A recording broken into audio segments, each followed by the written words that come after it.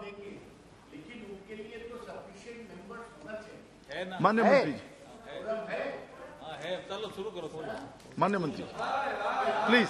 किसी को बुला नहीं सकते, उनकी इंपॉर्टेंट जवाब दे रहे हैं, सीरियस जी जी बैठो बैठो, आ रहे हैं। माननीय जी जी प्लीज माननीय छोड़िए। ओके माननीय मंत्री जी प्लीज। बैठो बैठो जी। दादा, सुंदरबन दादा की बात बैठिए। करेंगे। ओके जी जी जी माननीय उपसभापति महोदय, मैं सबसे पहले तो माननीय अध्यक्ष महोदय का धन्यवाद करना चाहता हूं कि पिछले सदन में ये चर्चा चली थी, लेकिन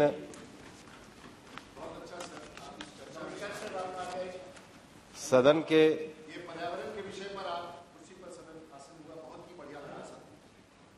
सदन की इस चर्चा को माननीय अध्यक्ष महोदय ने आज जो पूरा करने का अवसर दिया, मैं माननीय अध्यक्ष महोदय का आभार व्यक्त करता हूं। उसके साथ ही साथ मैं सभी माननीय सदस्यों का भी आभार व्यक्त करता हूं, जिन्होंने जलवायु परिवर्तन के अनेक पहलुओं COP26 और इस विषय पर भारत की भूमिका के संबंध में बात करी। इस चर्चा की शुरुआत कनिमोझी जी ने करी, लेकिन सदन के सभी वरिष्ठ सदस्य, हमारे नेता प्रतिपक्ष श्री अधीर रंजन जी, प्रेमचंद्रन जी, गोगोई जी, श्री राजीव प्रताप रूडी जी, सौगत राय जी और अन्य सभी सदस्यों ने बहुत महत्वपूर्ण और उपयोगी विषय इस चर्चा के संबंध में रखे। माननीय अध्यक्ष महोदय, मैं समझता हूं और मैं इसको उपयोगी भी मानता हूं कि मैं किस 1-to-1 उत्तर ना देकर सभी चर्चाओं में से जो सारे प्रश्न निकले हैं, उन सारे प्रश्नों का उत्तर मैं देऊं ताकि सभी सदस्यों के विषयों का भी समाधान हो सके और जलवायु परिवर्तन के इस विषय पर जो विशेष रूप से COP26 में भारत की भूमिका रही, उस भारत की भूमिका को भी मैं आपके माध्यम से सदन के सामने रख सकूं। माननीय अध्यक्ष महोदय, ये वर्ष इसलिए एक महत्वपूर्ण वर्ष है कि ये स्टॉकहोम का जो सम्मेलन हुआ था उसका 50वां वर्ष है और स्टॉकहोम के 50वें वर्ष होने के साथ ही साथ स्टॉकहोम के बाद जो दुनिया में UNFCCC की जो कन्वेंशन डेवलप हुई और उसका जो पहला सम्मेलन रियो में हुआ, उसका ये 30वां वर्ष है। भारत ने दुनिया में विगत 50 वर्षों में पर्यावरण के क्षेत्र में हमेशा समाधानकारक देश के रूप में भूमिका निभाई और ये उल्लेख मैं इसलिए भी करना चाहूंगा कि पिछले महीने जो United nation environment ministers assembly हुई यूनिया नैरोबी में, उस सम्मेलन में स्टॉकहोम के 50 ईयर को UNEP के द्वारा कार्यक्रम को किया गया और मुझे ये बताते हुए खुशी है कि हमारे माननीय प्रधानमंत्री जी ने 2018 में एक ग्लोबल कॉल दिया था, बीट प्लास्टिक, और 2018 में जो बीट प्लास्टिक का जो कॉल माननीय प्रधानमंत्री जी ने दिया, बीट प्लास्टिक, प्लास्टिक को हटाओ, और उसका जो उन्होंने उस समय जो विषय दिया, उसके साथ हमारे यहां पर भी हमारे मंत्रालय के द्वारा जो सिंगल यूज प्लास्टिक है उसके यूज को समाप्त करने का नोटिफिकेशन हुआ और उसका सबसे बड़ा जो मुझे लगता है कि भारत का जो पर्यावरण क्षेत्र में प्रभाव है, UNEP की इस कॉन्फ्रेंस में एक ऐतिहासिक रेजोल्यूशन पास हुआ जिसमें कहा गया कि दुनिया भर में लीगली बाइंडिंग करके प्लास्टिक को और विशेष रूप से सिंगल यूज प्लास्टिक को समाप्त किया जाए। जब ये रेजोल्यूशन पास हो रहा था उससे पहले भारत ने अपना नोटिफिकेशन भी निकाल करके दुनिया को ये दिखाया कि सिंगल यूज प्लास्टिक में हमारा देश पर्यावरण के लिए कितना प्रतिबद्ध है। इसी जून में 120 mm का प्लास्टिक नोटिफिकेशन निकला है। इसी 30 जून से समाप्त होगा। नोटिफिकेशन मैं आपको भेज दूंगा। दूसरा, जब COP26 की बात चलती है तो निश्चित रूप से पेरिस एग्रीमेंट की बात चलती है। 2015 में जब पेरिस एग्रीमेंट हुआ तो पेरिस एग्रीमेंट में 2 प्रिंसिपल सबसे बड़े रूप तय किए गए। पहला, पेरिस एग्रीमेंट में कहा गया कि दुनिया के सभी देश CBDRRC common but differentiated responsibility और रेस्पेक्टिव कैपेबिलिटीज इसके आधार पर अपने अपने राष्ट्रीय लक्ष्यों को निर्धारित करेंगे, जिसको हमने एनडीसी कहा। हर देश अपने राष्ट्रीय लक्ष्यों को निर्धारित करेगा कि दुनिया का जो तापमान बढ़ रहा है, दुनिया के इस बढ़ते हुए तापमान में दुनिया के देश अपना लक्ष्य निर्धारित करेंगे इस उद्देश्य के साथ कि हम 1.5 डिग्री या उससे नीचे दुनिया को रखने के लिए अपना कंट्रीब्यूशन क्या दे सकते हैं। और इस एनडीसी को निर्धारित करते समय अपने देश की कैपेसिटी और कैपेबिलिटी को ध्यान में रखते हुए उस लक्ष्यों को घोषित करेंगे।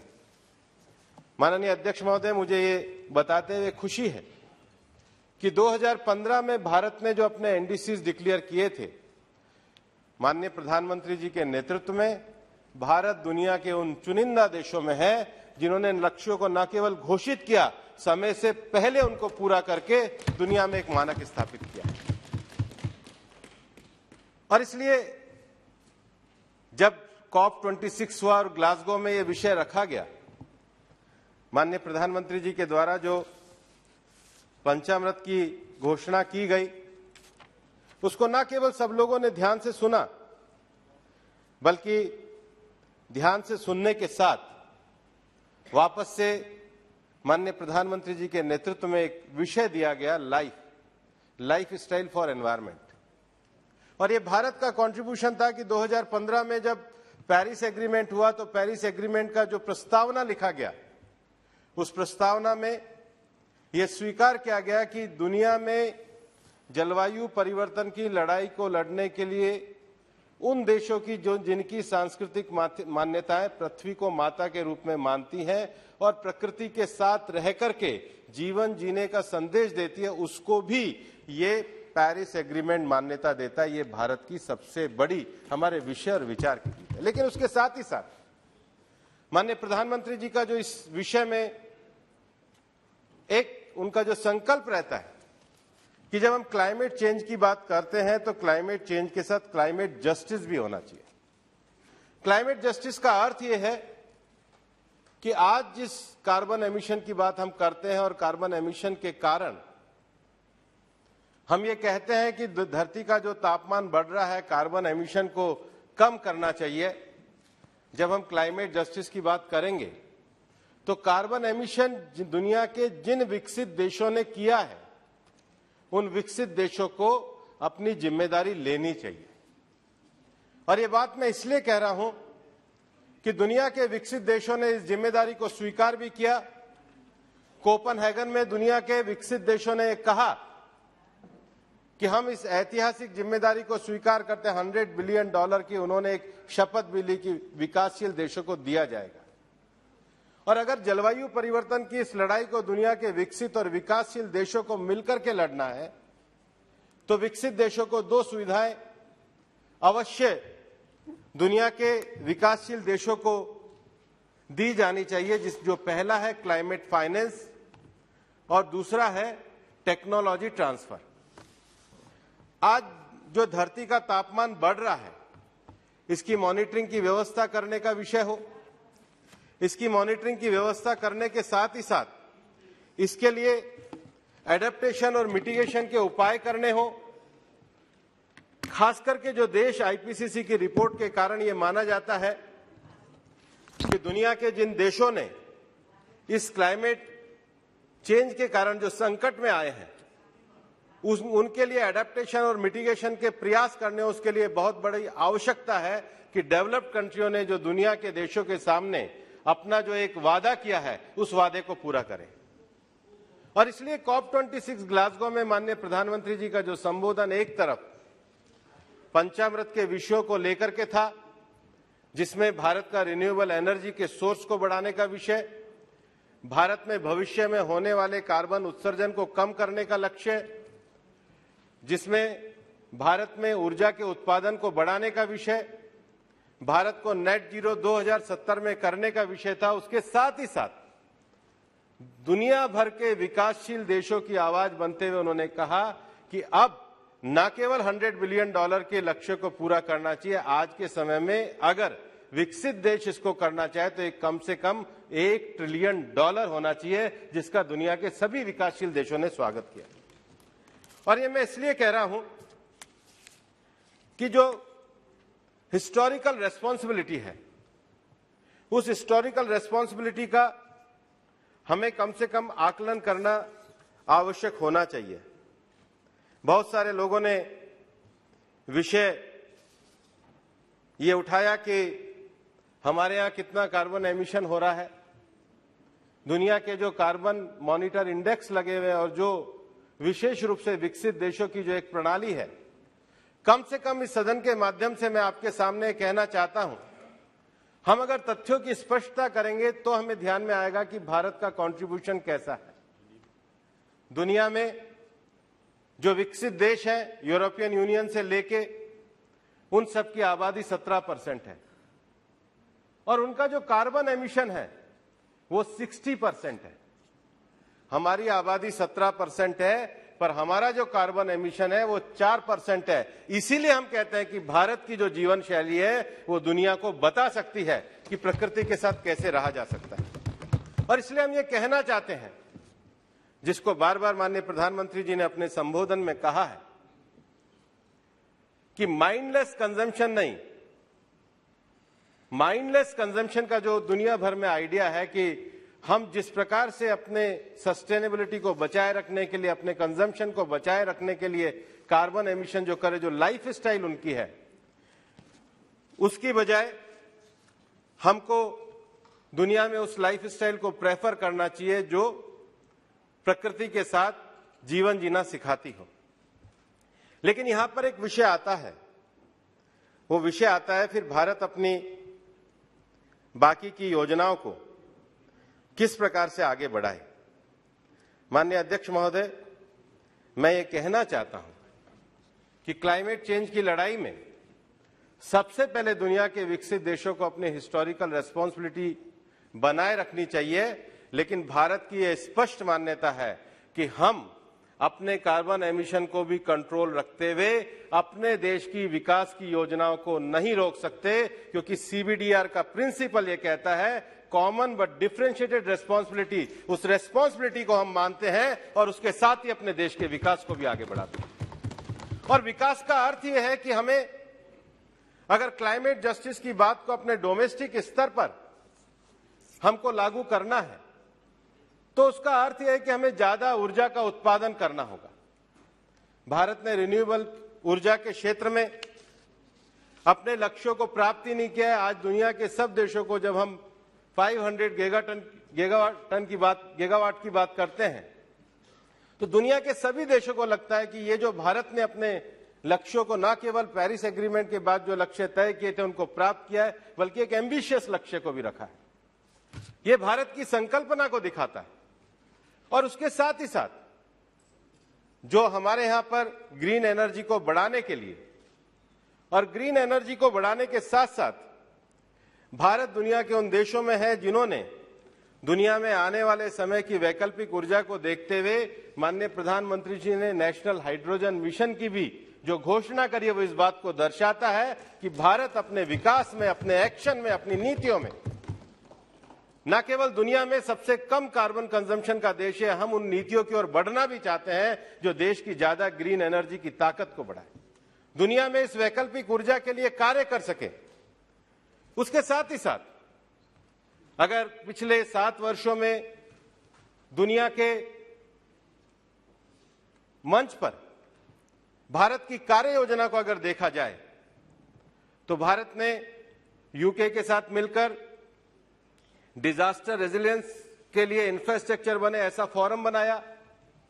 और जो COP26 की एक उपलब्धि रही है कि COP26 में माननीय प्रधानमंत्री जी ने यूके और ऑस्ट्रेलिया के प्रधानमंत्री जी के साथ एक नए इनिशिएटिव कार्यक्रम को लॉन्च किया, जिसको infrastructure for resilient island states iris को उन्होंने घोषित किया।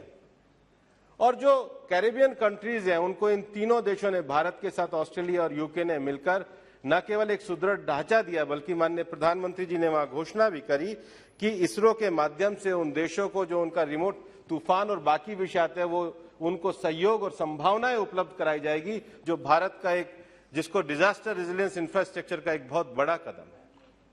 उसके साथ ही साथ दुनिया में ग्रीन एनर्जी कम से कम उन क्षेत्रों में जहां पर कार्बन का उत्सर्जन ज्यादा होता है, ऐसे क्षेत्रों में किस प्रकार से नई ग्रीन टेक्नोलॉजी को लाया जाए।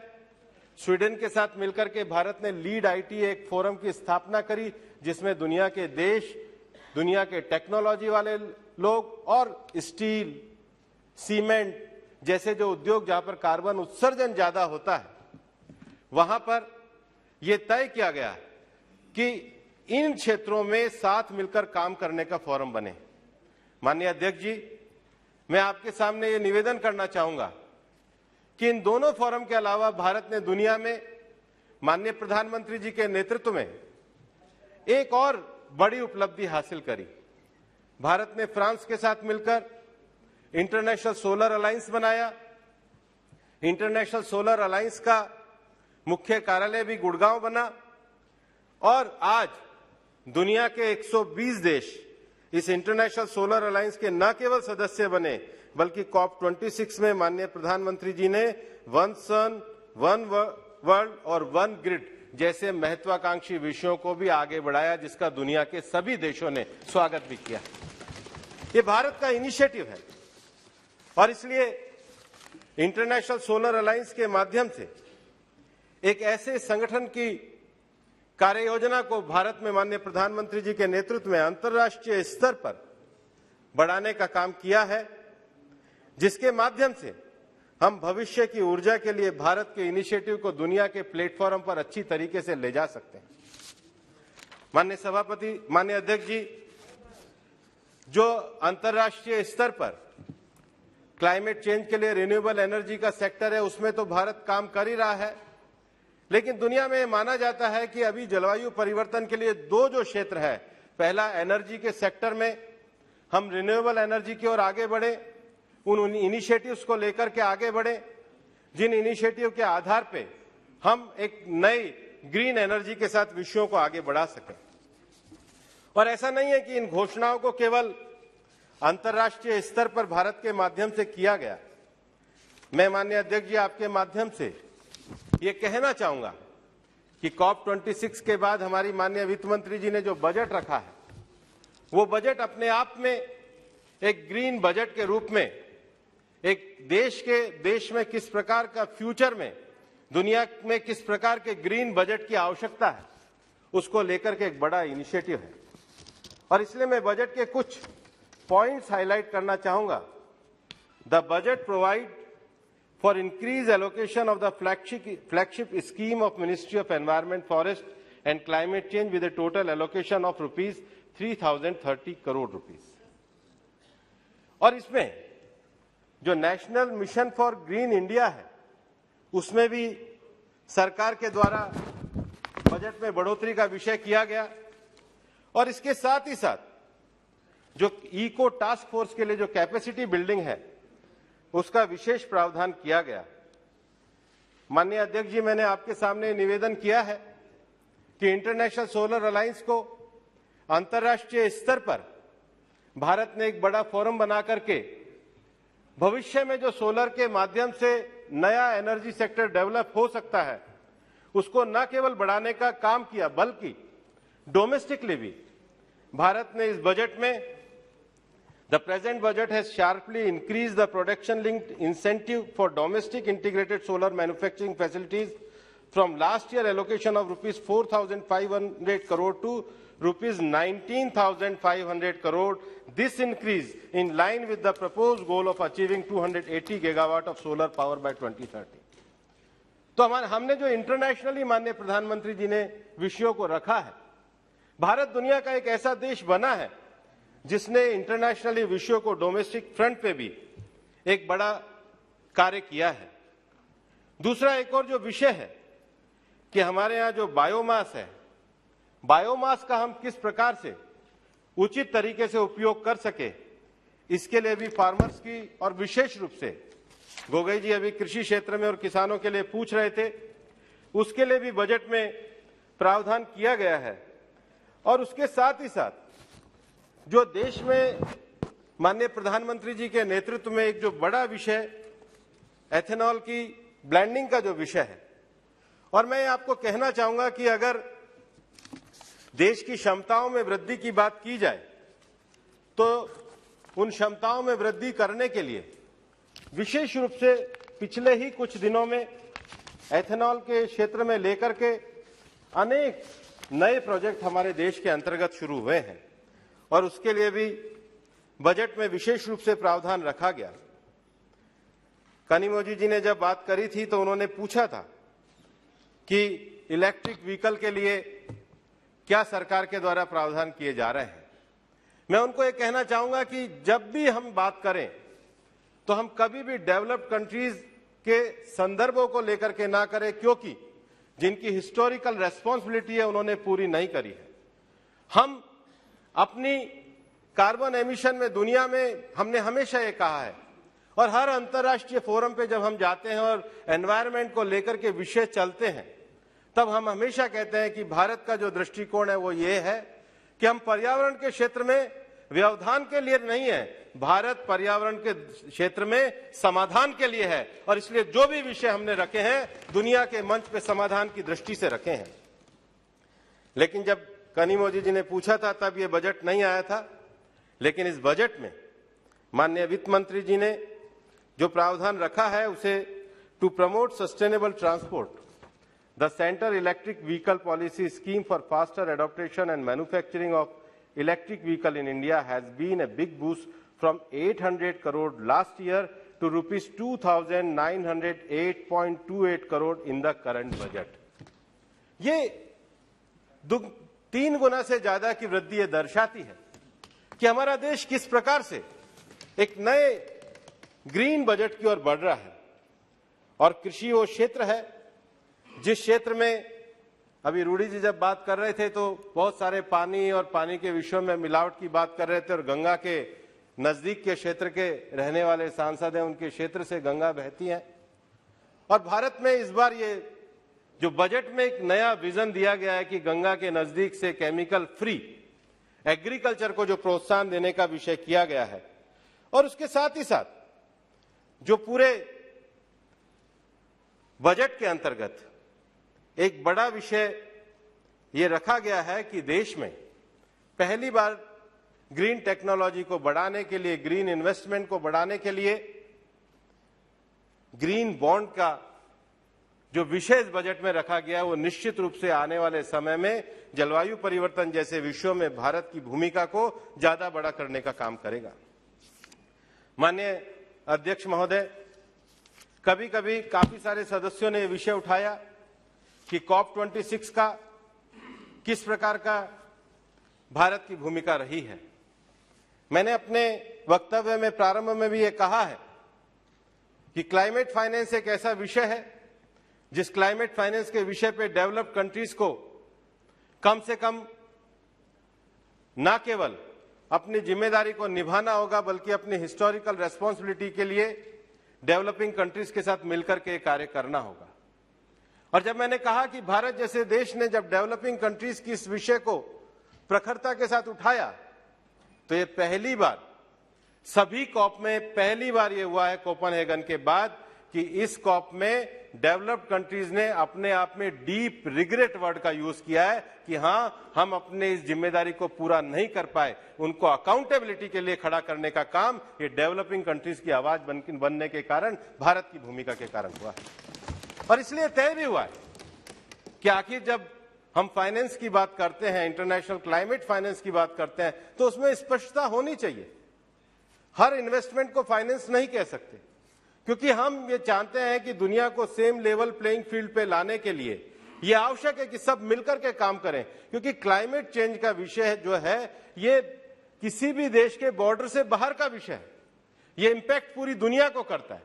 जलवायु परिवर्तन का इंपैक्ट पूरी दुनिया को करता है। और हम ये जानते हैं कि हमारे यहां भी लगभग 7000 किलोमीटर से लंबी हमारी समुद्री सीमा है। तो ये जो साइक्लोन इफेक्ट होता है तो हमारी, और पिछले 3-4 सालों में जिस प्रकार के परिवर्तन, जिस प्रकार के नए साइक्लोन्स हम अपने पूर्वी तट पर और पश्चिमी तट पर माननीय अध्यक्ष जी देख रहे हैं, वो इस बात को दर्शाते हैं कि हम भी वल्नरेबल कंट्री हैं। और क्लाइमेट चेंज के जो 3 बड़े एस्पेक्ट हैं, पहला, जलवायु परिवर्तन में टेक्नोलॉजिकल विषयों के कारण मैंने माननीय अध्यक्ष जी विस्तार से विषय ये रखा है कि अंतर्राष्ट्रीय स्तर पर और राष्ट्रीय स्तर पर माननीय प्रधानमंत्री जी के नेतृत्व में भारत ने किस प्रकार की उपलब्धियां हासिल करी। इसका जो दूसरा बड़ा विषय है वो डेजर्टिफिकेशन ऑफ लैंड का है। डेजर्टिफिकेशन ऑफ लैंड एक बहुत बड़ी चुनौती का विषय है। और हम ये जानते हैं कि जो जमीन का जो डेजर्टिफिकेशन है उसके 6-7 कारण रहते हैं। या तो पानी के मॉइस्चराइजर की कमी है, या जमीन में खारापन बढ़ने के कारण है, या जमीन में वाटर लॉगिंग होने का कारण है, या हम जानते हैं कि पानी बहुत नीचा जाने के कारण। अभी कोंकण का उदाहरण आप ये दे रहे थे हमारे सामंत जी, कि एक तरीके से डार्क जोन बनने का विषय है। और दुनिया में उसके लिए जो कॉप है, UNCCD की जो कॉप है, उसमें जब उस कॉप को माननीय प्रधानमंत्री जी ने संबोधित किया था, तो भारत ने अपने लक्ष्य को तय किया कि हम 30 लाख हेक्टेयर जमीन को डेजर्टिफिकेशन से मुक्त करेंगे। और आज लगभग 10 लाख हेक्टेयर से ज्यादा जमीन पे वो कार्य, और इसको हमारा जो मंत्रालय है वो एक नोडल एजेंसी का काम करता है, लेकिन बाकी सारे 8 मंत्रालय मिलकर के इस काम को करते हैं। और इसलिए क्लाइमेट चेंज का जो एक बड़ा विषय हम सरसरी तौर पर एनर्जी के कारण, जो दुनिया के तापमान बढ़ने के कारण देखते हैं, उसकी जो दूसरी बड़ी चुनौती है वो डेजर्टिफिकेशन ऑफ लैंड है। और इसका जो तीसरा एस्पेक्ट है वो बायोलॉजिकल डाइवर्सिटी है। हमारा देश एक ऐसा देश है जो बायोलॉजिकल डाइवर्सिटी की दृष्टि से बहुत संपन्न है। हमारे पास अपनी ट्रेडिशनल नॉलेज काफी है। हमारे पास जो बायोडायवर्सिटी स्पॉट्स है वो हमारे पास सबसे अच्छे दुनिया के बायोडायवर्सिटी स्पॉट्स हैं।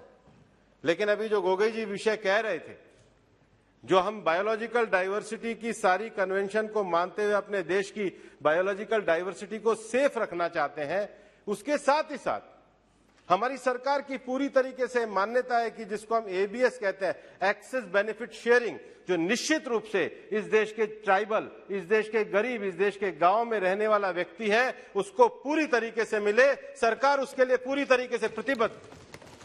हमारी ट्रेडिशनल नॉलेज, हमारी बायोडायवर्सिटी बचेगी, क्योंकि हमारे पास आयुष जैसी ताकत इस देश के पास है। और इसलिए दुनिया की जितनी भी बायोलॉजिकल डाइवर्सिटी कन्वेंशन में हम जाते हैं, हम प्रखरता के साथ इस विषय को रखते हैं।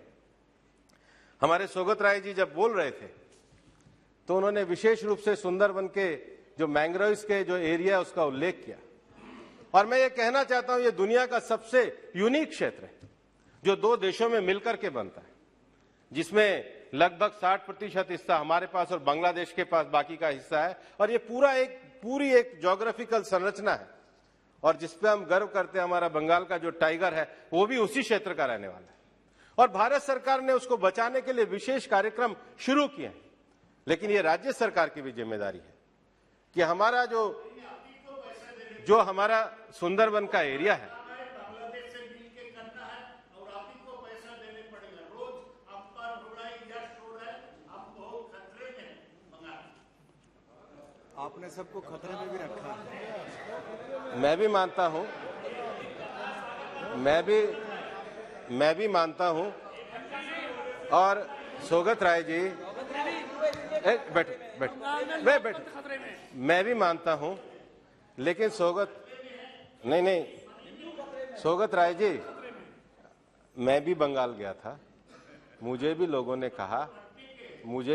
कहा कि हमारे को अम्फान का पैसा नहीं मिला, वो खतरे में है। इसलिए कम से कम जो राशि जाए वो राशि का नीचे तक वितरण हो, इसकी भी चिंता करनी चाहिए, इसकी भी अकाउंटेबिलिटी तय होनी चाहिए।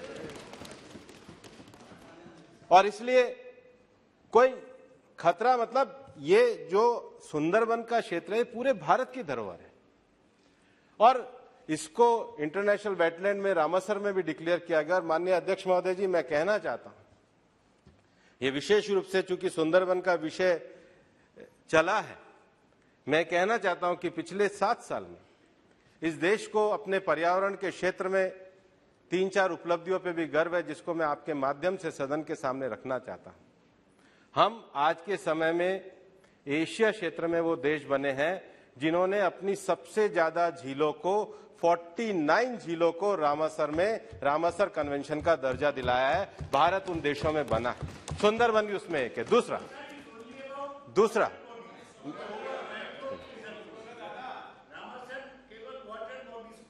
वो मैं उससे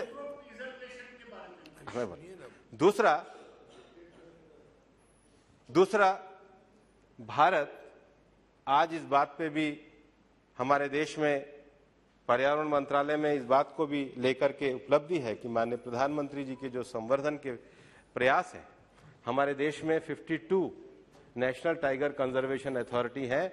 आज हम ये कह सकते हैं कि पिछले 7 सालों के प्रयासों के कारण हमारी 14 नेशनल टाइगर कंजर्वेशन अथॉरिटी को इंटरनेशनल एक्रीडेशन भी मिला है। हम देश में बड़ी समुद्री सीमा रखते हैं, और मैं कहना चाहता हूं कि पिछले ही वर्ष इनके संरक्षण के प्रयास के कारण देश के 10 बीचेस ऐसे हैं जिनको ब्लू टैग का दर्जा भी अंतर्राष्ट्रीय स्तर पर मिला है। और इसलिए हम आज जब भारत की उपलब्धि की और भारत को आगे बढ़ाने की बात माननीय अध्यक्ष महोदय करते हैं, तो हम ऐसा नहीं है कि हम केवल जलवायु परिवर्तन के कारण एक क्षेत्र में, अगर टेक्नोलॉजी को लेकर के एक अच्छा बजट प्रस्तुत करने का विषय, एक अच्छा विजन बनाने का बात है, डेजर्टिफिकेशन को लेकर के एक अच्छा कार्य करने का विषय है, तीसरा बायोडायवर्सिटी को लेकर अगर एक्सेस बेनिफिट शेयरिंग की बात है, तो उसके साथ ही साथ हमारे देश की जो प्राकृतिक धरोहर है उसमें किस प्रकार से क्वालिटेटिव इंप्रूवमेंट है, वो भी करने का विषय है। और सौगत राय जी, हमारी भी चिंता बंगाल के मैंग्रोव की, क्योंकि वो एक यूनिक, अपने आप में एक यूनिक है। और हमारा देश एक ऐसा देश है जिसके पास, अगर बंगाल में हमारे पास सुंदरबन का मैंग्रोव का इलाका है, तो मणिपुर में हमारे पास उस प्रकार का एक क्षेत्र है जिसको हम डांसिंग बियर, जिसको मणिपुर का कहते हैं, वो अपने आप में ऐसा जमीन का क्षेत्र है जो अपने आप में यूनिक है। ये जो सारे विषय है, ये हमारा रामसर में 49 लेक को मतलब मान्यता दिलवाना, या अच्छे टाइगर रिजर्व्स का एक्रीडेशन करना, या ब्लू टैग करवाना हमारे बीचेस को, ये इसी के कारण है कि हमारी सरकार विकास और पर्यावरण, विकास और आम व्यक्ति के जीवन में परिवर्तन, दोनों विषयों को समान रूप से लेकर के आज चल रही है। और माननीय अध्यक्ष महोदय, मैं आपके सामने एक विषय और भी रखना चाहता हूं कि अभी जो COP26 की जो सबसे बड़ी उपलब्धि है, वो सबसे बड़ी उपलब्धि है कि हमने पेरिस एग्रीमेंट में जो आर्टिकल 6 था, पेरिस एग्रीमेंट के आर्टिकल 6 का अर्थ है अंतर्राष्ट्रीय स्तर पर जिसको हम कार्बन क्रेडिट की बात करते हैं, वो कार्बन क्रेडिट के विषयों पे आर्टिकल 6 को रूल बुक के रूप में मान्यता दिलाई है। ये अभी तक क्यों नहीं हो पाई थी? क्योंकि इससे पहले कार्बन क्रेडिट के लिए दुनिया भर में क्योटो प्रोटोकॉल चलता था, और जब आर्टिकल 6 की रूल बुक बनने की बात आई, तो हमारा एक विषय रहता था कि क्योटो प्रोटोकॉल के समय में जो कार्बन क्रेडिट रिडीम हुए हैं, उन कार्बन क्रेडिट को भी कम से कम कैरी फॉरवर्ड किया जाए। और आज हमारा वन और पर्यावरण मंत्रालय इस बात को लेकर के हम संतोष भी कर सकते हैं कि आर्टिकल 6 के बाद Out of total 7,847 projects registered by the CDM Executive Board under the UNFCCC, 1,686 projects are from India, which is so far the second highest in the world.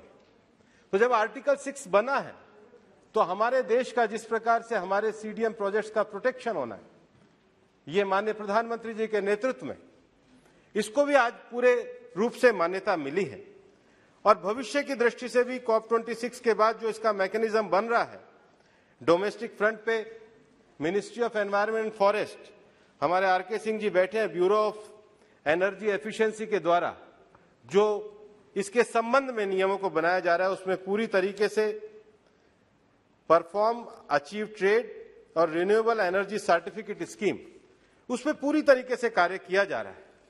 और मेरा ये मानना है कि माननीय प्रधानमंत्री जी का भी हमेशा से जो ग्रीन क्रेडिट का विषय है कि हम उस प्रकार से देश को या देश के विकास को, देश के विकास की संभावनाओं को आगे बढ़ाएं जिसके कारण ग्रीन क्रेडिट और ग्रीन विषय आगे बढ़े।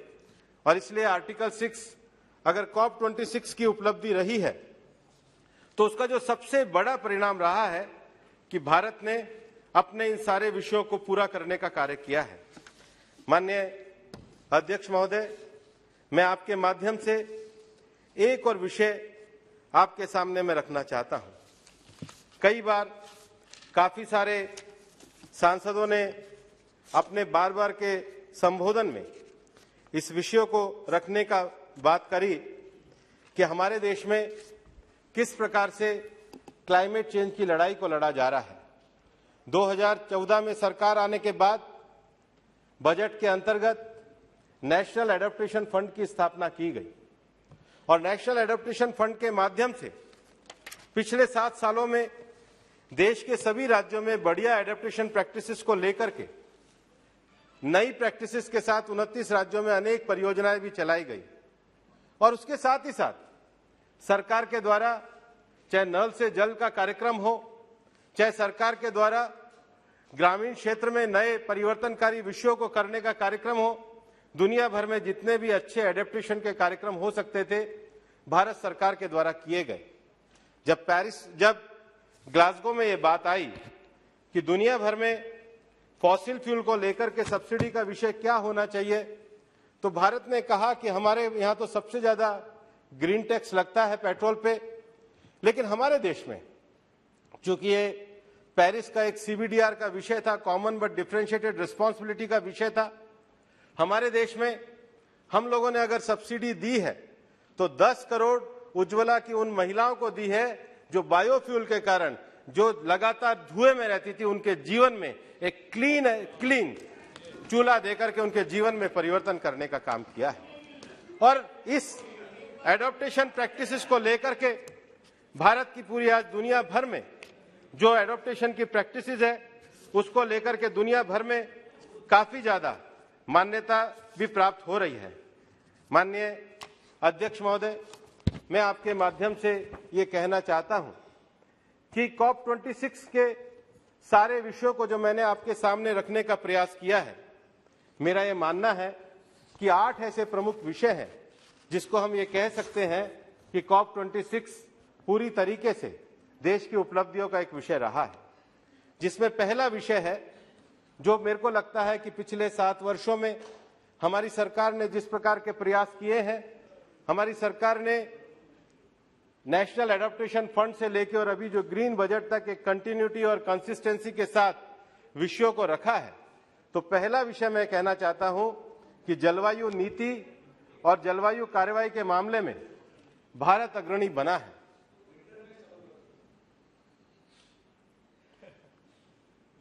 कुछ कहना? जलवायु नीति और जलवायु कार्रवाई के बारे में भारत अग्रणी बना है और इसलिए भारत की सबसे पहली उपलब्धि है कि प्रधानमंत्री श्री नरेंद्र मोदी जी के नेतृत्व में न केवल वैश्विक पटल पर दुनिया को दिशा देने वाली एक जलवायु नीति रखी है, अपितु राष्ट्रीय स्तर पर भी विश्व का इकलौता देश है जिसने जलवायु समझौतों के लक्ष्यों को प्राप्त करने की दिशा में बहुत बड़ी उपलब्धि हासिल करी है। दूसरा विषय मैं कहना चाहता हूं कि अब वो समय खत्म हो गया कि अंतर्राष्ट्रीय मंचों पर भारत की आवाज को नहीं सुना जाता था। और इसलिए अगर विकासशील देशों की बात को, अगर फेस आउट और फेस डाउन के विषय में भारत ने कोई विषय को रखा, अगर विकासशील देशों के विषय को रखा, तो आज ये हमारी दूसरी उपलब्धि है कि माननीय प्रधानमंत्री जी के नेतृत्व में अब भारत ने विश्व में एक मजबूत पहचान स्थापित की है। अब विश्व बिरादरी न तो किसी मुद्दे पर भारत की आवाज को दबा सकता है और न ही उसकी बातों को अनसुना किया जा सकता है। मैं मानता हूं कि COP26 की जो तीसरी बड़ा उपलब्धि भारत की दृष्टि से रही है, मैंने अपने पूर्व विषय में भी कहा है, पर यहां मैं स्पष्टता से तीसरे बिंदु के रूप में कहना चाहता हूं कि विकासशील देशों की आवाज भारत बना है। विश्व अब यह समझ और स्वीकार रहा है कि भारत जलवायु कार्रवाई के मुद्दे पर विकासशील देशों के प्रति समानतापूर्ण व्यवहार करने वाली एक मजबूत आवाज है। भारत द्वारा जलवायु न्याय, क्लाइमेट जस्टिस के विषय को बल देना, यह भारत की दृष्टि को बढ़ाने वाला है। चौथा विषय जो मैं मानता हूं कि अगर जलवायु परिवर्तन के इस विषय पर जो भारत की उपलब्धि रही है, वो चौथा विषय यह है कि भारत की जो एडॉप्टेशन पे, जो भारत की जो प्रैक्टिसेस हैं, उसमें अर्थव्यवस्था के सभी क्षेत्रों का योगदान लिया गया है। और जलवायु परिवर्तन की इस लड़ाई में भी हमारे देश के हर क्षेत्र हो, डेजर्टिफिकेशन में जिस प्रकार से उसकी लड़ाई को लड़ने के लिए 8 मंत्रालयों के मिलकर एक कोऑर्डिनेशन कमेटी है, राज्यों के अपने एक्शन प्लान के लिए और केंद्र में एक्शन प्लान के लिए एक लगातार कमेटी का विषय है। ये पर्यावरण मंत्रालय तो केवल एक रेगुलेटरी बॉडी, रिप्रेजेंटेटिव बॉडी है, पर जलवायु परिवर्तन जैसे विषयों को, चाहे ऊर्जा का क्षेत्र हो, कृषि का क्षेत्र हो, ग्रामीण विकास का क्षेत्र हो, हर क्षेत्र में एक पूरी तरीके से इस विषय पे भारत ने एक नीति और नियम और स्पष्टता के साथ विषयों को आगे बढ़ाया है। चौथा विषय जो मैं आपके सामने माननीय अध्यक्ष महोदय जी मैं रखना चाहता हूं कि जलवायु परिवर्तन के प्रभावों का सामना करने के लिए भारत की अर्थव्यवस्था तैयार हो रही है। हमारे देश में जो नई टेक्नोलॉजी से लेकर के नए विषयों को जिस प्रकार से इस बार भी ग्रीन बजट में बढ़ाया गया है, ये इस बात को दर्शाता है कि भारत ने अब पूरे इस जलवायु परिवर्तन के क्षेत्र में अपनी अर्थव्यवस्था की भी रचना उस प्रकार से करी है कि जब रूडी जी या कोई भी अभी बाकी के लोग कह रहे थे कि हमारी आने वाली पीढ़ी का क्या होगा, तो निश्चित रूप से अपनी नीतियों के माध्यम से उन दूरदृष्टि नीतियों को भारत ने अपनाया है जो जलवायु परिवर्तन के प्रभाव का सामना कर सके।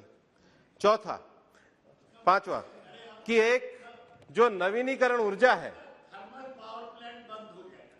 जो नवीनीकरण ऊर्जा है, मैं आपका जवाब दूंगा।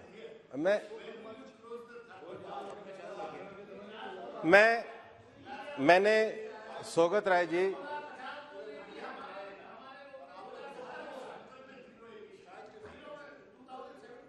मैंने आपके नहीं, कोई बात नहीं जी, मैं बाद में उनका जवाब दूंगा। दूसरा, जो वैकल्पिक ऊर्जा का क्षेत्र है, उस वैकल्पिक ऊर्जा के क्षेत्र में आज हमारी वैकल्पिक ऊर्जा की क्षमताओं में भारत आगे बढ़ रहा है। जो अगला विषय है वो है कि भारत, जो छठा विषय है कि भारत न केवल पर्यावरण अपितु अंतर पीढ़ीगत समानता का प्रश्न है, क्योंकि हमें प्रकृति और हरी भरी जीवन से सर्वथा अनुकूल धरती मिली है और इसलिए उस धरती को वैसा रखने के लिए हम उसके डेजर्टिफिकेशन या उसके अच्छे विषय को आगे बढ़ाने के लिए काम कर रहे हैं। और वास्तव में माननीय अध्यक्ष महोदय, किसी ने कहा है और मेरे को ये पंक्तियां हमेशा पर्यावरण मंत्री के रूप में भी ध्यान में रहती है कि ये जो ग्रह है ये हमें पूर्वजों से उत्तराधिकार में नहीं मिला है, ये हमें आने वाले बच्चों से उधार में हमको मिला है। अगर ये भावना हम रख करके चलेंगे तो आने वाली पीढ़ी के लिए हम एक अच्छा हरा भरा ग्रह कैसे दे पाए, उसके लिए नई टेक्नोलॉजी और विकास के विषयों को कैसे दे पाए, वो हम आगे बढ़ाने की बात कर रहे हैं। और जो सबसे अंतिम बात मैं कहना चाहता हूं, जो भारत ने इस COP26 में तय भी किया है कि कोई भी दुनिया का देश जलवायु परिवर्तन की इस लड़ाई को अकेले नहीं लड़ सकता। जलवायु परिवर्तन के लिए लोगों की विकास जरूरतें, आकांक्षाओं को पूरा करने के लिए ये एक वैश्विक समस्या है। और इसलिए जो मैंने बताए कि भारत ने किस प्रकार से दुनिया में जो डिजास्टर रेजिलियंस को लेकर के, लीड आईटी के विषय को लेकर के और उसके साथ ही साथ सौर ऊर्जा को लेकर के जो अंतर्राष्ट्रीय फोरम बनाए हैं, उसमें भारत ने सिद्ध किया है कि इस वैश्विक लड़ाई को केवल विषय और बातों से नहीं, एक मजबूत कार्य योजना के द्वारा भी किस प्रकार से पूरा किया जा सकता है, इसको भारत ने दर्शाया है। एक विषय जो अभी दानिश जी कह रहे थे कि 2050 का जो विषय था, जो 2050 का जो विषय नेट जीरो का विषय था, आईपीसीसी की रिपोर्ट में कहा गया था कि मिड सेंचुरी तक दुनिया को नेट जीरो में आना चाहिए। लेकिन जो डेवलप्ड कंट्री है, अगर उनको मिड जीरो में नेट जीरो पे 2050 में आना था तो उनको तो 2025 में पूरा कर लेना चाहिए था। आपको शायद अभी भी आंकड़ा ध्यान नहीं आया है कि दुनिया के विकसित देशों की 17% आबादी 60% कार्बन एमिशन करती है, हमारी 17% आबादी 4% कार्बन एमिशन करती है। हम कम कार्बन के एमिशन करते हैं, लेकिन हम दुनिया में आने वाले समय में इसमें ग्रीन एनर्जी को आगे बढ़ाते हुए अपने देश की ऊर्जा के लिए किसी भी प्रकार का दबाव नहीं कर सकते।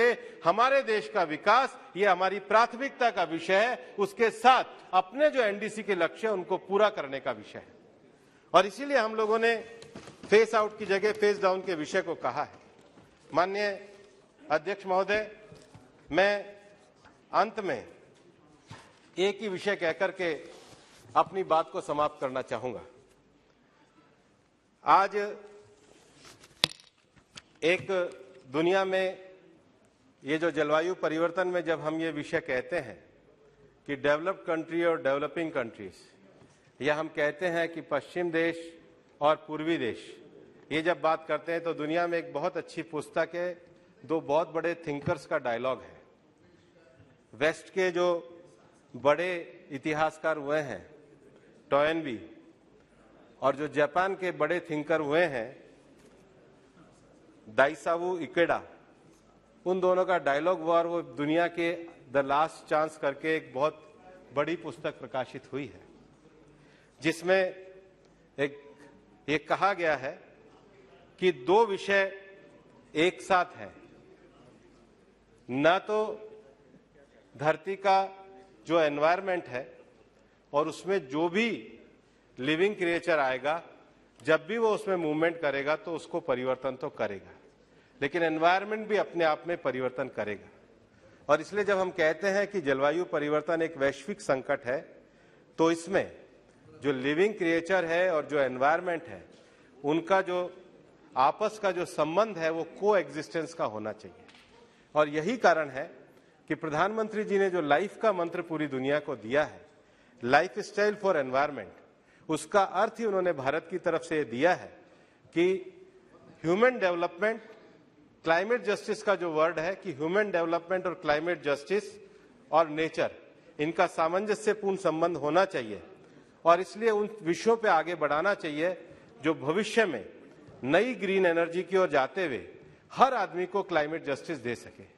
जब हम 500 गीगावाट बिजली के उत्पादन की बात करते हैं तो उसका अर्थ यह है कि हर गरीब के घर तक उस ऊर्जा का एक्सेस दे सके, उसके जीवन में परिवर्तन ला सके, उसको सम्मानपूर्वक जीवन देते हुए दुनिया में भी अपने लक्ष्यों को पूरा कर सके और हम भी अपने विकास के लक्ष्यों को पूरा कर सकें।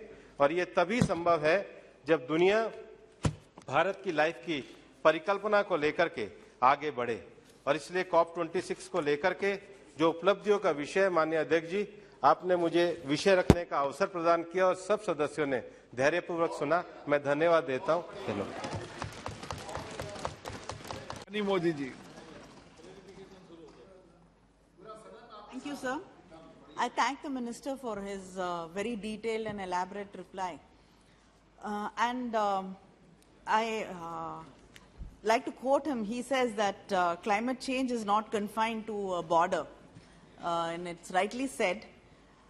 But you cannot take this line, after saying this, you cannot take this line that, it is a responsibility of the developed nations, because it is not their responsibility alone, because we are going to get affected as much as anybody else will. And when you talk about migration hotspots, in India, the Gangetic Plain, Delhi-Lahore corridor, the coastal cities like Chennai, Chittagong, Mumbai, all these areas are going to be affected because of climate change, and very badly affected, and there is going to be migration. it's going to be that badly affected. So what are the plans you have for that? So we cannot comfortably say that, we are going forward, we are taking this forward, and it is not our responsibility. We have to balance between development. I think there's a very valid question that what are we going to do with the thermal power? So we have to really, introspect, and, I expect a reply from the minister. Thank you. माननीय सदस्य, एक minute. माननीय सदस्य, मंत्री जी के जवाब के बाद अगर कोई बात समझ में नहीं आई हो तो पूछ लो, लेकिन दोबारा भाषण मत करना। हाँ सर, माननीय अध्यक्ष महोदय, सर हाँ एक मिनट, जो माननीय सदस्य एक साथ देना। एक हाँ, Thank you, Speaker, sir. Sir, first my suggestion to the Honorable Speaker is, this we have discussed in the last winter session. I request the Honorable Speaker kindly have the reply in the same session so that the spirit of the discussion can be maintained. Even I myself has forgotten my speech. Today I am refreshing my speech and to seek some clarification to the Honorable Minister. So kindly try to, there is no rule difference, nothing is there, but kindly try to have the reply in the same, so the spirit can be maintained. Sir, my clarification I am seeking, Honorable Minister may be forgotten, a pertinent question I have raised from Rio Declaration to Glasgow Conference 2021. That is from 1992 to 2021. The drastic change which took place is developed countries and developing countries, which you have mentioned two books, authorities just now. That is developed countries and developing countries. My apprehension and my doubt I would like to ask to the Honorable Minister is, from Rio to Glasgow, when we reached Glasgow COP26, whether this concept has been changed as major economies. If developed countries and developing countries, if it is defined, the definition or the characteristic distinction is being changed to develop major economies, then India will also be part and parcel of the major economies like UK, Europe, Japan, China, and all this. Whether it will be an adverse as far as the country like India is concerned. What was the negotiation which took place in the COP26 Glasgow conference, in which the Honorable Minister have an active participation, and it was successful? As far as the Minister's involvement in the negotiation, it was successful, for which I make my appreciation on place on record. I would like to see the clarification on this issue, whether this major economies, a new concept has come in COP26. If it has come, is it not adverse to the interest of our country like India? Thank you very much. Shrimati Kakuli Ghosh. Sir, through you, I would like to ask the Honorable Minister, India is a very responsible nation, and we are always against crackers because it is polluting the nation. Now, this is a very serious issue which I want to know from the Honorable Minister, that in view of the war going on very close to us between the two nations, and so many missiles are being burst, so many toxic gases are coming up. It has completely changed the air pollution of that area. So are we doing anything with the major nations and the other nations to control this air pollution, which is going to affect very adversely our air quality in the next few years? Thank you, sir. Adhir ji. Sir, ये Landsat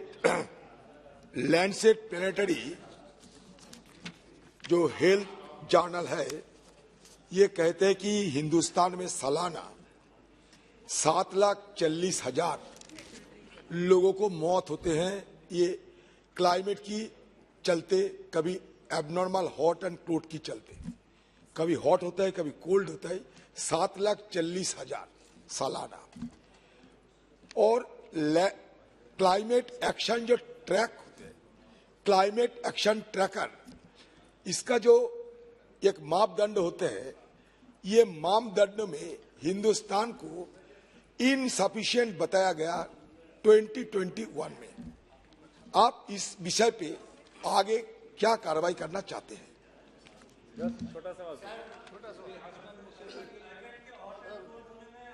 Last time when we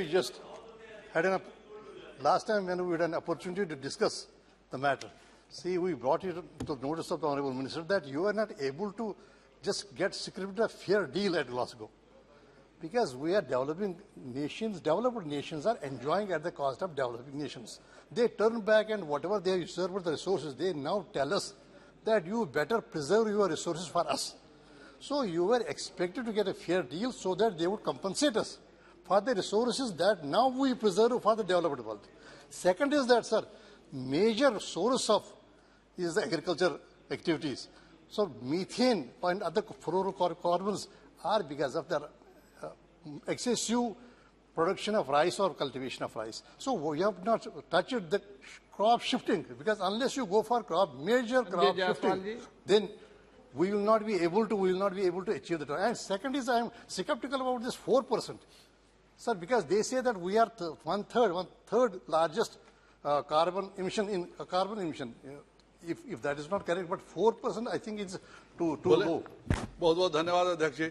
मेरा प्रश्न माननीय मंत्री जी से है कि हम लोग ओसोवॉग ग्रीन ग्रिड इनिशिएटिव की बात की है, one sun one world one grid की, लेकिन उसके लिए अभी डीसी लाइंस के लिए और जो हम बात जो कार्बन थर्मल पावर प्लांट्स की होती है, इतना इरेटिक फ्लो होता है कि जब तक हम बहुत बड़े डीसी लाइंस नहीं बनाएंगे, हम रिन्यूएबल एनर्जीज के माध्यम से श्योर शॉर्ट एनर्जी नहीं ला सकते। तो क्या उसके लिए सरकार कुछ कर रही है? Sir, I raised the question while the minister was giving his very able, measured and rational reply as to what is the government's program regarding thermal power plants. We know that coal-fired thermal power plants are the biggest environmentally polluting plants possible. So has the government formed a policy? If it forms a policy, I would like to know what is their policy with regard to coal, extraction of coal and all that. The power minister is also here. Has the NTPC taken a policy vis-a-vis future? Sir, और एक छोटा सा question. Sir, question Kanimozhi ji उठाए. She mentioned that all these coastal areas, including the cities of Mumbai and Chennai, will be affected because the water level will rise due to global warming, and slowly these coastal areas will be affected. What is the minister's action plan on climate refugees, which will start happening in another 10-20 years? Okay. Whether we have a long-term plan. Thank you for allowing me, sir. Thank you, Honorable Speaker, sir. As India believes in Earth is one family, अभी माननीय मंत्री जी ने कहा कि हम लोग इतना सक्षम हैं कि भारत की बात कोई नहीं सुनी जाती है। नहीं सर, मैं एक मिनट बैठो, एक मिनट बताऊं मैं, एक मिनट बैठो ना, हाँ मैं दूंगा। ये मैं इसलिए भी कह सकता हूं, ऐसे मुझे बोलना नहीं चाहिए, लेकिन मैं आईपीयू की जो हमारी स्पीकर कॉन्फ्रेंस थी उसमें मैं जब गया और हमने पर्यावरण के मामले के अंदर प्रस्ताव रखा तो अधिकतम हम देश हमारे साथ थे। मुझे अच्छा लगा कि भारत इस विषय में नेतृत्व कर रहा है। कुछ अत्यधिक विकसित देश जरूर उसके खिलाफ मतदान किया, लेकिन मुझे अच्छा लगा कि भारत पर्यावरण के मामले में नेतृत्व कर रहा है। ये हमारे देश की शान है। ये राजनीति से ऊपर उठकर अच्छी बात है कि भारत पर्यावरण जैसे विषय में इतना बड़ा देश, इतनी बड़ी आबादी, इतनी भौगोलिक स्थितियां, उसके बाद भी भारत एक अच्छा नेतृत्व कर रहा है। निश्चित रूप से सर, मैं वही बात आगे बढ़ाना चाहता था कि टारगेट जो वहां ग्लासगो कॉन्फ्रेंस में रहा कि विकसित देश 2050 कह रहे थे, चाइना ने 2060 कहा और हम 2070 की बात कर रहे हैं, तो हम क्या उसको 2070 से पहले जीरो एमिशन पे कार्रवाई कर सकते हैं? दूसरा मेरा जो क्षेत्र से वो था मामला, जब मैंने बात की थी, क्या आप एक टीम भेजेंगे मेरे यहाँ जो है प्रदूषण के वाले मामले में? अभियान चलाया है भारत में, हमारे पास चीता कब लौटेगा और उस अभियान के बारे में आपने क्या कदम उठाया है ताकि देश और उन बच्चों के लिए और आने वाली पीढ़ियों के लिए जिसने चीता नहीं देखा है वो भारत में धन्यवाद अध्यक्ष महोदय। मैं जल्दी देखेगा। मंत्री महोदय से यही जानना चाहूंगा, मैं मंत्री महोदय से यही जानना चाहूंगा कि जो रेल का मंत्रालय है, हाईवे का मंत्रालय है, शिपिंग का मंत्रालय है, road construction, PMGSY rural development का जो मंत्रालय है, ये जो आप कंस्ट्रक्शन का काम करते हैं, इंफ्रास्ट्रक्चर बिल्डिंग का काम करते हैं, पर्यावरण के मंत्रालय उनको क्या निर्देश देंगे कि वो अपने कामों में क्लाइमेट इम्पैक्ट करे और जो वो काम करे वो ऐसा काम करे जिससे कि एमिशंस कम हो? क्या पर्यावरण मंत्री पे वो ताकत है कि नहीं? धन्यवाद अध्यक्ष महोदय। चर्चा के क्रम में जो मुझे लगा कि शायद एक चीज छूट गया कि जितने बड़े शहर हैं वो सब नदी के किनारे बने सर, और आज बड़े शहर के कारण वो सारी नदियां जो है सिकुड़ गई हैं या एनक्रोचमेंट हो गया, जिसमें मुंबई जैसे जगह में बहुत बढ़िया बाढ़ जो है मीठी नदी के कारण आ जाता है सर। वही जम्मू कश्मीर का हाल है झेलम नदी का। तो मेरा आपके माध्यम से मंत्री जी से आग्रह है या प्रश्न है कि जो पॉन्ड हैं, जो बड़े पॉन्ड हैं, जो बड़े शहर की जीवन रेखा हैं, जो शहर के किनारे बसी हुई नदियां हैं, उनका जो एनक्रोचमेंट हुआ और उसके कारण जो बाढ़ और पर्यावरण पर खतरा हो रहा है, उसके बारे में भारत सरकार क्या सोचती है?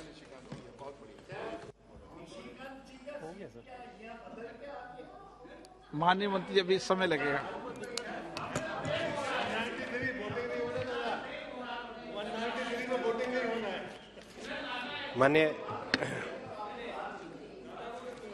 माननीय अध्यक्ष महोदय जी, मैं सदस्यों का धन्यवाद देना चाहूंगा कि उन्होंने काफी कुछ रिलेवेंट और कुछ इरिलेवेंट भी क्वेश्चन करे। कानिमोझी जी का कहना जो था कि ये हम केवल डेवलप्ड कंट्रीज को ब्लेम कर रहे हैं। जब हम अंतर्राष्ट्रीय स्तर पे बात करते हैं तो डेवलप्ड कंट्रीज की अंतर्राष्ट्रीय स्तर पे क्या भूमिका है, डेवलपिंग कंट्रीज की क्या भूमिका है। जब हम देश के स्तर पे बात करते हैं तो मैंने नेशनल एडेप्टेशन फंड से लेकर, हमारे बजट से लेकर, हमारे लक्ष्यों से लेकर, हमारी संकल्पना से लेकर बात करी है। तो इसका अर्थ ये नहीं है कि आज भी जो हमारा जो एडेप्टेशन फंड है वो किसी फाइनेंस से नहीं आया है, लेकिन निश्चित रूप से लक्ष्यों को सही समय पे प्राप्त करने के लिए जो एक हिस्टोरिकल रेस्पॉन्सिबिलिटी है वो डेवलप्ड कंट्रीज को करनी ही चाहिए। ये अंतर्राष्ट्रीय स्तर पे उनका दायित्व भी बनता है और ये उनका कमिटमेंट है। मेरा ये उसी संदर्भ में है। हम अपने लक्ष्यों को लेकर के आगे बढ़ रहे हैं। हम माननीय अध्यक्ष महोदय, हम ये कहते भी हैं कि हम अपने लक्ष्यों को लेकर के आगे बढ़ रहे हैं, लेकिन जो दुनिया भर के जो डेवलपिंग कंट्रीज हैं उनकी आवाज को कौन ढंग से उठा सकता है, और इसलिए मैंने कहा है कि भारत विकासशील देशों की आवाज भी बना है। दूसरा जो विषय, प्रेमचंद्रन जी अपनी डिबेट भूल गए होंगे, लेकिन प्रेमचंद्रन जी ने उस समय क्लाइमेट रेफ्यूजी एक शब्द है। जब हम डिजास्टर रेजिलेंट इंफ्रास्ट्रक्चर की बात करते हैं तो जो इफेक्टेड लोग हैं उनके लिए पूरा एक कार्यप्रणाली होती है। हमारे यहाँ पर अभी कोई इस प्रकार के विषय में नेशनल डिजास्टर एक इंफ्रास्ट्रक्चर एक सिस्टम बना हुआ है। हम उसमें पूरी तरीके से अपने नागरिकों की सुरक्षा, उनका जीवन, उनका जानमाल, उनका इंफ्रास्ट्रक्चर, उसके लिए पूरी तरीके से सरकार संवेदनशील होकर लगी है। जब आपने भाषण दिया था पिछले सत्र में तो आपने रियो से लेके बाली से लेकर सारे गोल पोस्ट बताए थे। तो अगर आप ना भाषण पढ़ लेंगे तो आज जो क्वेश्चन पूछा उसका उत्तर भी उसी में है। इसलिए ये जो मेजर इकोनॉमीज का वर्ड है ये कोई लीगल बाइंडिंग वर्ड नहीं है।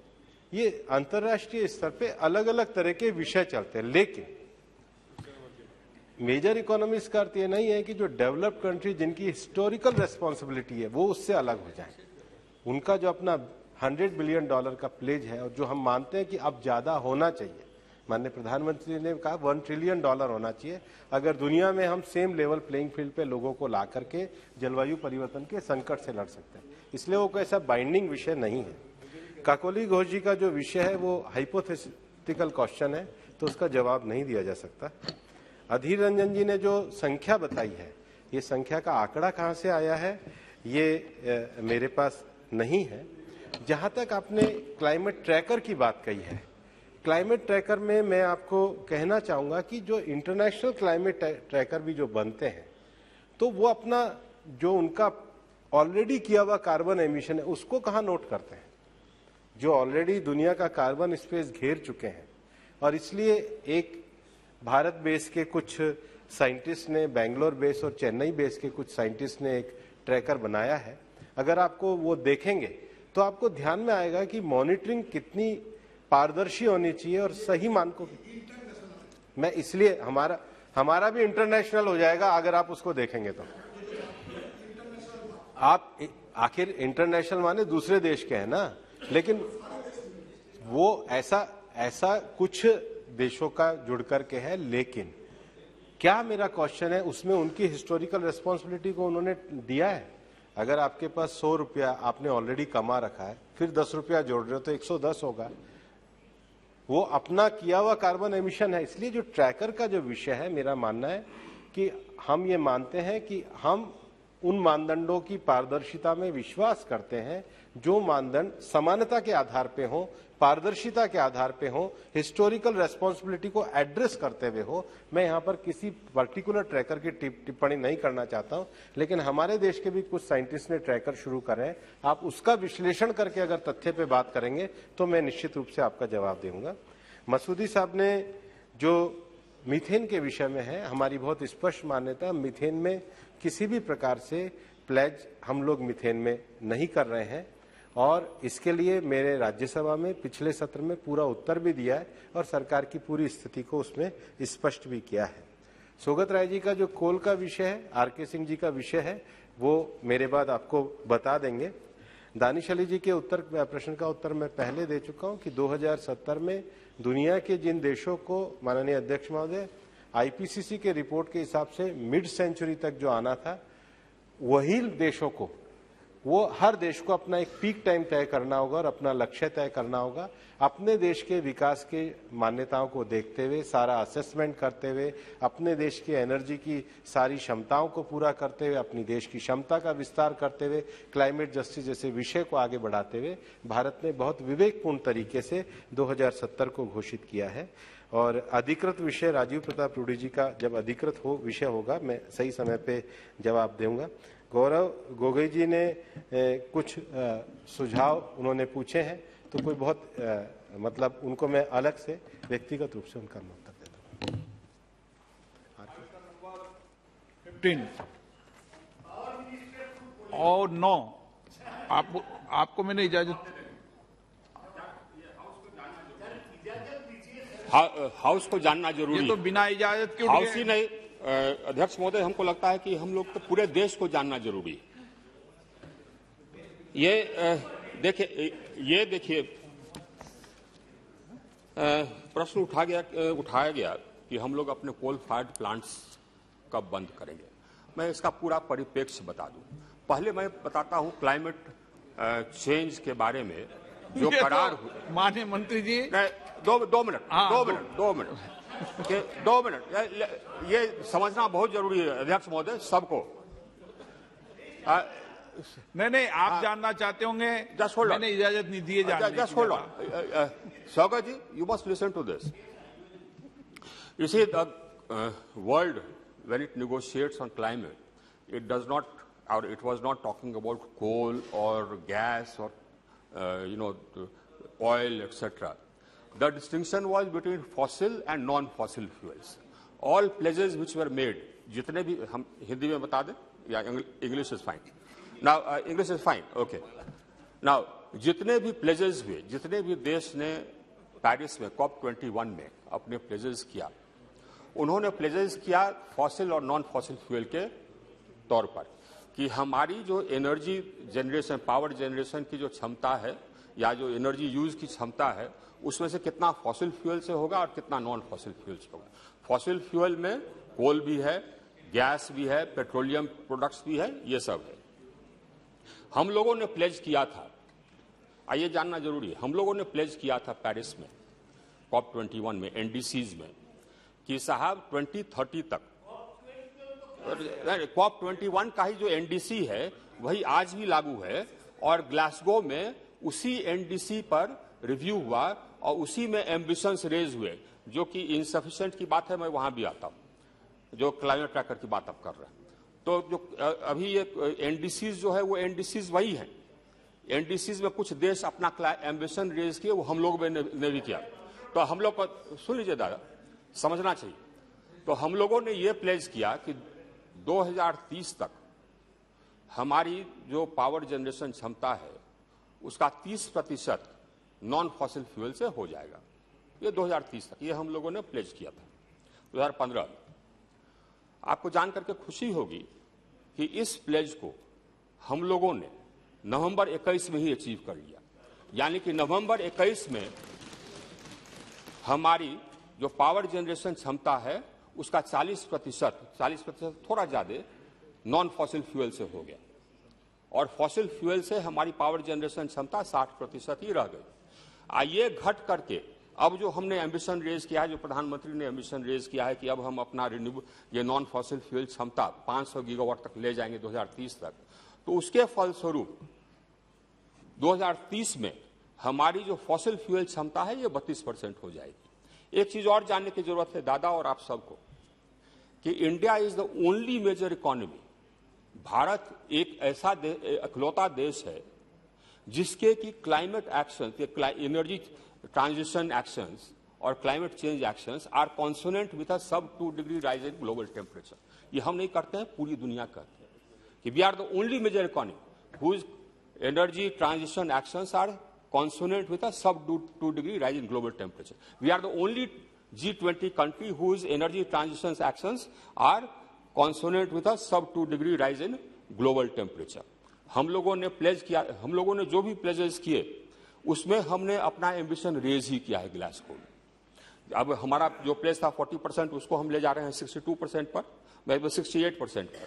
जो हमने प्लेज किया था अबाउट एमिशंस रिडक्शन, हमने प्लेज किया था कि 2030 तक हमारा एमिशंस रिडक्शन हम अपना करेंगे बाय 33%। अब लास्ट टाइम जो असेसमेंट हुआ in 2019, we had already reduced our emissions by 28%, and we will cross 33%, and now we have upped our ambition again in Glasgow, which most other countries have not done. We have raised it again to 1 billion tons of emissions reduction. So we are way ahead of the game. Earlier, the people, the developed countries used to ask us and talk to us about climate. Now they are mostly on the defensive. Incidentally, about the developed countries and developing countries, you must understand that for limiting the global rise in temperature to, let's say, 2 degrees, the available carbon space has already been occupied by about 75% of the available carbon space has already been occupied by the developed countries, leaving only 25% for the developing countries. ये है context, एक पूरा समझना चाहिए. Thank you.